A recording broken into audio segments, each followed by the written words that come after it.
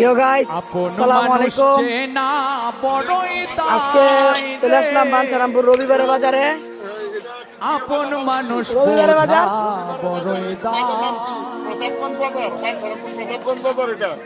আপন মানুষ এখানে অনেক রকমের স্টল আছে। এক কাটি দুই কাটি পাঁচ কাটি দশ কাটি কাঠি আছে। আপন মানুষ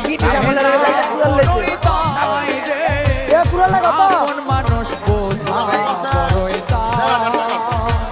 চাইলে তারে বুকের ভেতর কষ্টে চাইলে তারে